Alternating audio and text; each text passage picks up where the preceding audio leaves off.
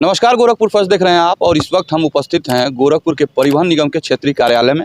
और यहाँ आप देख सकते हैं कि तमाम रोडवेज के कर्मचारी जो है यहाँ धरने पे बैठे हुए हैं। यहाँ धरने पे बैठने का कारण क्या है और किस मांग को लेकर के यहाँ बैठे हैं, इसी विषय पे बातचीत करने के लिए हमारे साथ मौजूद हैं क्षेत्रीय अध्यक्ष हैं परिवहन कर्मचारियों के। सर, बहुत बहुत स्वागत है। क्या मामला है, इतने लोगों के साथ आप यहाँ ऑफिस में बैठे? सर्वप्रथम तो गोरखपुर लाइव फर्स्ट का काफ़ी स्वागत है हमारे इस कार्यक्रम में। यूं ही कोई जो है किसी आंदोलन के लिए बाध्य नहीं होता। बड़ी पीड़ा हम परिवहन कर्मचारियों की है। हम परिवहन कर्मचारियों की सबसे बड़ी पीड़ा यह है कि आज हमारे 22 सूत्री मांग पत्रों पर जो गंभीरता से शासन को विचार करना है, विचार नहीं कर रही है। अभी मृतक आश्रितों की नियुक्ति लंबित है। आप विज्ञ होंगे, अकाल में हमारे तमाम कर्मचारी दिवंगत हुए, लेकिन आज तक उन कर्मचारियों के पालने को उत्तर प्रदेश शासन ने नौकरी नहीं दिया। उत्तर प्रदेश परिवहन निगम में आज उनकी विधवाएं, आज उनके बच्चे, आज उनकी बच्चियां दर बदर भटक रहे हैं। आउटसोर्सिंग के रूप में हमारे परिवहन निगम में स्वयोजित होने वाले कर्मचारियों का उत्पीड़न चरम पर है। चरम पे कह लीजिए, या उनका कोई निस्तारण ही नहीं है। न उनके वेतन भत्तों का पता है, न उनके आने और जाने का कोई सिस्टम है, न उन बेचारों के जीवन यापन के लिए कोई बेहतरीन व्यवस्थाएं हैं। हम कर्मचारी उनकी समस्याओं को लेकर के कई बार प्रबंधन को अवगत भी करा चुके हैं, लेकिन अभी तक उनकी मांगों पर कोई सापेक्ष विचार नहीं हुआ है। जैसे मृतक आश्रितों की नियुक्ति डगामार बंद किया जाना, 6वें वेतनमान का एरियर दिया जाना, 7वें वेतनमान का बकाया एरियर दिया जाना। मतलब आप विज्ञ होंगे कि आज उत्तर प्रदेश सरकार के कर्मचारी 53% डीए पा रहे हैं, और आज हम तमाम आंदोलनों के बाद 38% डीए पा चुके हुए हैं। अभी आपने देखा होगा कि उत्तर प्रदेश में घोषणा की गई कि राज्य कर्मचारी बोनस पाएंगे, और हम कर्मचारियों की दिवाली अंधेरी की जा रही है, वेतन एडवांस दिया जा रहा है। मतलब इस प्रकार का भेदभाव परिवहन, जबकि हम उत्तर प्रदेश परिवहन निगम के गौरव हैं, हम लोग उत्तर प्रदेश के गौरव हैं। मतलब जनता को उनके गंतव्य से ला करके उनके गंतव्य तक हम छोड़ते हैं और एक अच्छी व्यवस्था उनको देते हैं।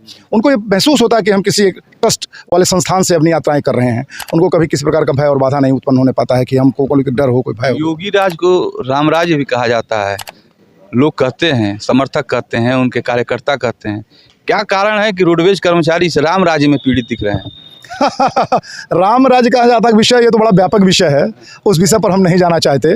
लेकिन हम उत्तर प्रदेश की सरकार पे या भारतवर्ष की सरकार के एक नारे को आपके सामने लाना चाहते हैं, सबका साथ सबका विकास। लेकिन ये नारा वर्तमान में परिवहन निगम कर्मचारियों के लिए पूर्ण रूप से बेईमानी है, क्योंकि जो परिवहन निगम का संस्थान जो उत्तर प्रदेश की सरकार अपने मृतक आश्रितों को नियुक्ति न दे सके, उसे रामराज कहने का या उसको सबका साथ सबका विकास कहने का कोई अधिकार नहीं है। आज इसी रामराज में, इसी सबके साथ और सबके विकास में हमारा आउटसोर्सिंग का कर्मचारी दर बदर भटक रहा है। जीवन यापन कैसे होगा? उसी बाजार में 40 रुपये का आलू हम भी ले रहा हूँ, और उसी बाजार में योगी जी भी 40 रुपये का आलू लेते होंगे, लेकिन उनके आमदनी में हमारे आमदनी और आउटसोर्सिंग आमदनी में जमीन आसमान का अंतर है।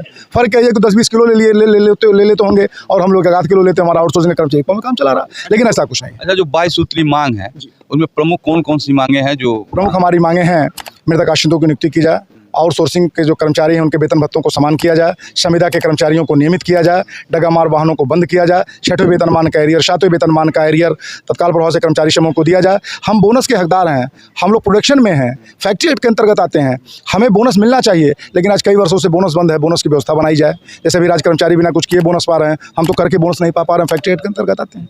इस प्रकार के हमारे 22 सूत्री मांग पत्र। कौन कौन रोक रहा है मांगों को, जो है कहाँ से पूरी? अब उत्तर प्रदेश सरकार को पूरी करनी है, परिवहन निगम के माननीय MD साहब को पूरी करनी है, उत्तर प्रदेश के माननीय परिवहन मंत्री महोदय को पूरी करनी है, माननीय परिवहन आयुक्त महोदय को पूरी करनी है। माध्यम तो यही हमारे हैं। आपका तो संगठन है, काफी बड़ा दिख रहा है। अगर आपकी मांग नहीं पूरी होती है, आगे की रणनीति संगठन की क्या है? आगे की रणनीति तय है। हम अपने प्रदेश के परिवहन मुख्यालय पर भी धरना प्रदर्शन करेंगे। उसके बाद भी यदि हमारी बातें नहीं मानी जाती तो हम अगले चरण के आंदोलन की तीव्र आंदोलन की घोषणा करेंगे। चलिए, हमसे बात करने के लिए धन्यवाद। ये दिनेश मणि मिश्रा जी हैं, क्षेत्रीय जो है अध्यक्ष हैं इस बड़े जो है संगठन के। और 22 सूत्रीय मांग जो है इनकी, इसमें जो है कुछ तो मांग जो है ऐसे हैं जो कि जो है पूरा सरकार को करना ही चाहिए। अगर कोई मृतक अगर जो है तो उसके आश्रितों को तो जो है इस विभाग में जो है जगह देनी ही चाहिए। बाकी अपनी प्रतिक्रिया दीजिए। मिलते हैं अगले खबर के साथ, तब तक के लिए नमस्कार।